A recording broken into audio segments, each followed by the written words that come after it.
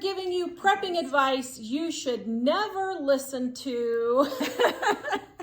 Now, I know in my video where I said food shortages, is it a lie? I got a lot of flack on that. Let me tell you, it was bad. But guys, there is prepping advice that you should not listen to, and we are sharing some of those things. It's like anything else. You know, you've got to really think these things through yourself and analyze them and think and compare them to other tips and things. Yeah. Number one, really think about recipes people give you. I saw a tip that said, here's a great antibiotic. All you need to do is mix alcohol, hard alcohol, like 80 proof is what she was saying, with oregano. Let the oregano soak in the alcohol, and then you have a great antiseptic infection killer. Alcohol is an antiseptic in itself. You don't need to mix it with anything, add any. See, I think sometimes, even like with regular cooking recipes, we make everything so complicated. We get it so complicated by adding more and more and more, and you've got to think it through. Yeah. Well, and a great example with recipes, they say, mix your flour, sugar, and baking powder in a bowl and whisk. Whisk all your wet ingredients together, your milk, your oil, your eggs. Then combine the two. Just mix all your wet ingredients together, then put in your dry ingredients, or vice versa, and whisk it all together. You're fine. But people make things 1,000 times more complicated than they actually need to. Yeah. You really don't need it to be this complicated. Because I've watched people do recipes too on YouTube's, and they've taken and they've used like 5 or 6 bowls to make this simple recipe that has 4 ingredients. Yeah. And I can do the same thing with 1 bowl. Yeah. So think this stuff through and logically. So think about the advice that people are giving you, and is it actually good advice or not? Next, buying in bulk. I think, as far as I know, there could be somebody else. As far as I know, we're the only preppers that tell people not to buy in bulk. Stop doing it. It's a waste of money. It's 3 to 4 times the cost. Well, think about this. You're prepping for emergency situation, like if there's a storm that's put the power out, or anything like that's happening. So you're not going to have power, which means you probably won't have easy refrigeration for a while. Easy cooking. So here you've got these big, huge cans you open up of something. Now, how are you going to keep them fresh if you don't have a refrigerator? Where if you open 2 small cans, you'll eat it. Mom jumped ahead, but that's okay. Stop buying 20 years worth of food in like the number 10 cans. Yeah. I was talking about bulk like in flour and sugar. She's talking about bulk in number 10 cans. Yeah. It's all the same, guys. But really, you don't need 20 years worth of food. I'm sorry. But really, more than about a year, I mean, you could really go up to 3 years if you really wanted to. But really, a year's worth of food is going to get you through the majority of the big crises. If you're going for 20 years, I got news for you. You're not going to make it 20 years with that food. The world is going to have to come up with better ideas of how to get their food within 20 years time, Yeah, and I know there are Christians who don't believe that the rapture is coming. For those of you who don't know, the rapture of the church is where Christ is going to come back and we're going to go to heaven with him. And then there's going to be people who haven't given their lives to Christ who are going to be here for the tribulation. There are Christians who think we're going to go through the tribulation. Let me tell you, it's going to be so bad. You're not going to be able to save up 7 years worth of food. Well, you're not going to live 7 years if you're a Christian through the tribulation. They are going to kill the Christians. The Bible says that. There's going to be a lot of Christians killed. That are going to be killed. Yeah. And the famines, the floods, all that's going to... the wars, the insects and bugs that the Bible describes in Revelation, guys, it's bad. Go read Revelation 6. If you think you're going to make it through that, there's no way. It's like 1/4 of the population is killed with one thing, and like 1/3 of something else is done with some, another thing. Yeah. And all the bugs, can you imagine all your food storage and all the bugs that come? What good is that food stuff? Because we're talking things that'll eat through everything. Yeah. Yeah, when the tribulation comes, that 7 years is literally going to be hell on earth, and you stocking up for 7 years worth of food, it's not going to get you through. Yeah. The next one is you're not going to be able to beat inflation by buying the number 10 cans. I hear this all the time that people say, I'm buying the number 10 cans the last 20 years because I'm going to beat inflation. That flour in the number 10 cans costs 14 times the amount that regular 5-pound bags of flour cost at Walmart. I did a video comparing it. You can go back and watch it if you want. I'll put a link in the description below. But the number 10 cans, you're not going to beat inflation. Now, it might get you through a few months, maybe even a year or two, depending on how much you stock up. But you're really not going to beat inflation. And if you're going into debt to do that, yeah, you're making things like a double whammy bad. If you've got a car payment, credit cards, house payment, and any of that, you're charging up a credit card debt in order to get this stuff to beat inflation, you really got a problem. Yeah. Next, you're overconfident in your stocks and prepping. You can't be overconfident. As we said many times, you do what you can, but you are not going to be able to prepare for everything. Every situation, yeah. You're not going to be able to do it. Just either limitations with money or physical limitations or housing limitations, whatever it is, you're not going to be able to prepare for every single thing that can be happening. So don't get overconfident and listen to people who are overconfident in their stockpiling prepping. Next one is underconfident, thinking I'll never be able to do anything, so I'm not going to even do anything at all. There's a happy medium. It's a happy medium, guys. Keep your balance. Yeah. Yeah. You can do something. Yeah. You can get yourself through 3 weeks. You can get yourself through 3 months.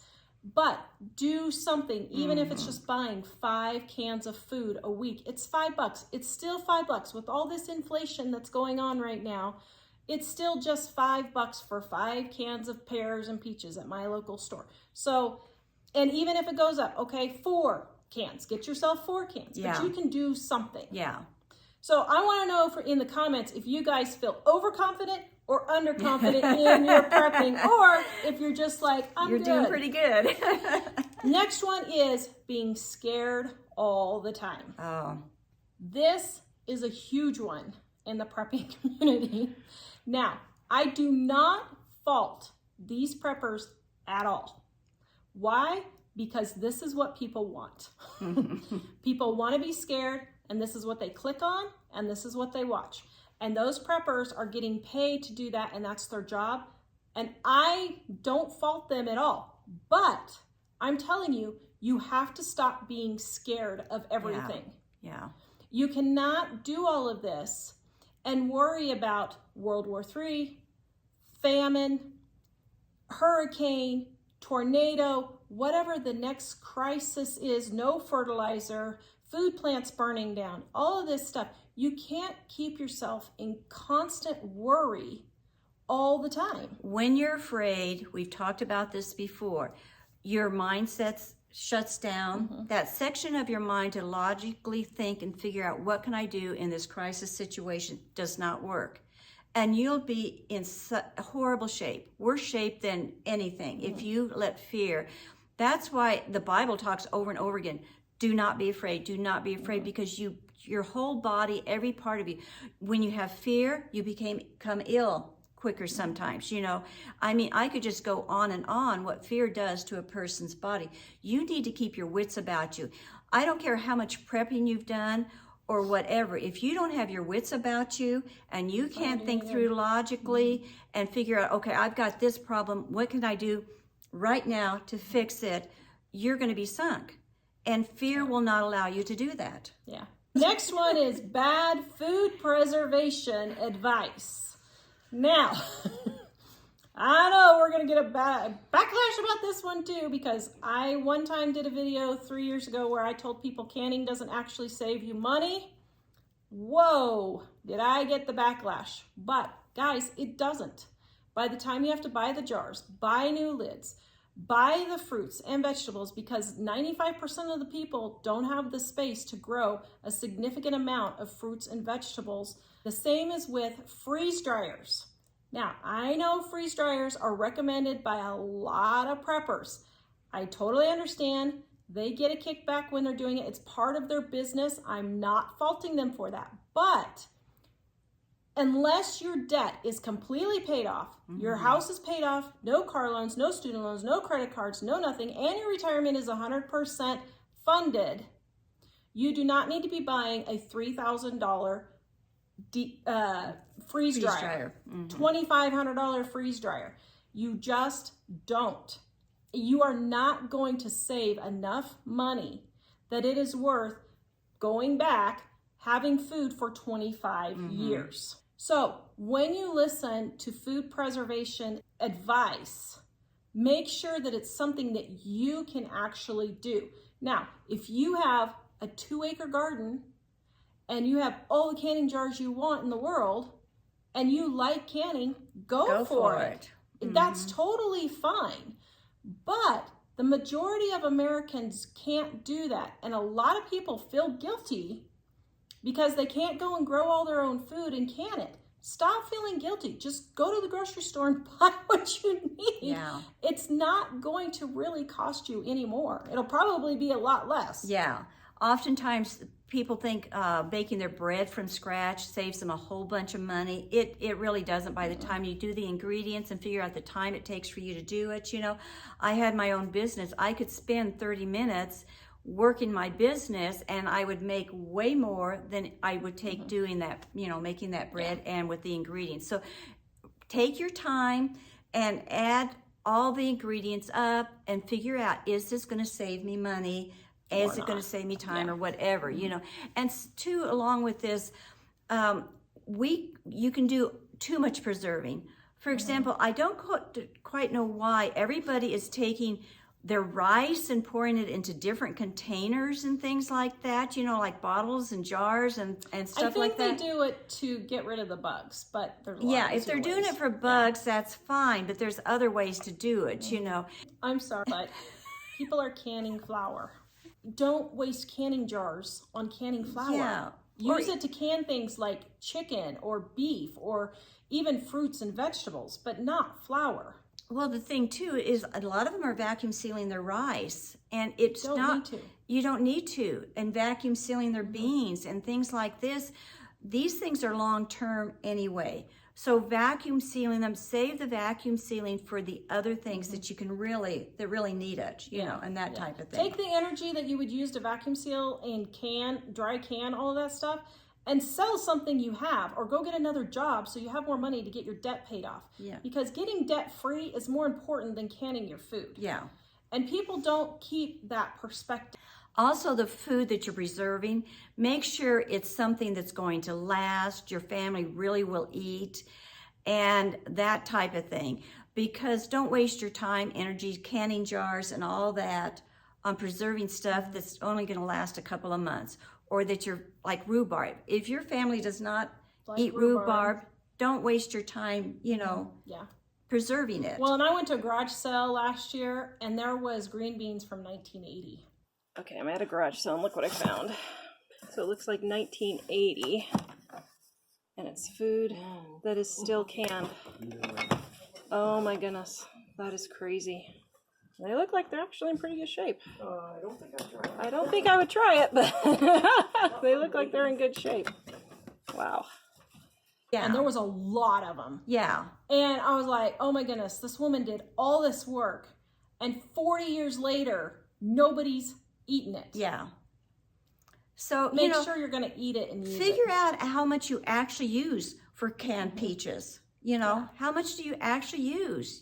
And don't if you want 2 years ahead, okay, 2 years is fine. Yeah, so even figure out what would we eat. If we eat like 10 cans of peaches a year, and you want us to do 2 years ahead of time, you only need 20 jars, you know, things of peaches. So actually calculate how much you need. It up, what you need to preserve. Unless you want to preserve it to trade or barter or sell or something like that. That's a fine, different situation. Have that plan and figure it out. Yeah.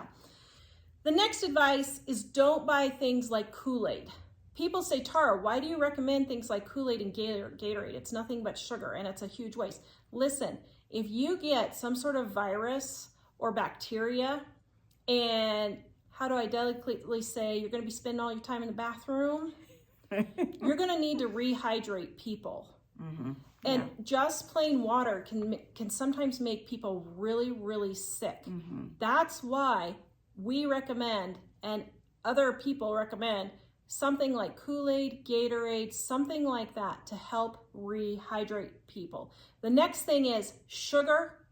I hear people say all the time, don't stockpile sugar. Oh, it's so unhealthy for you. Listen, you're going to need that energy. Sugar is 100% energy, and you're going to need that in an emergency situation. Also, besides Gatorade and those types of things, think about Tang or the powdered lemonade. And these will help, you get enough vitamin C. So when we looked it up, it has 100% of your vitamin C that you need for the day and 15% of the calcium you need for the day.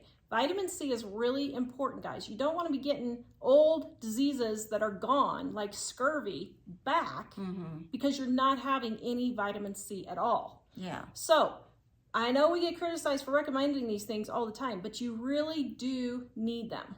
Guys, go watch our 15 things to buy before hyperinflation hits. We will see you guys next time. Bye-bye.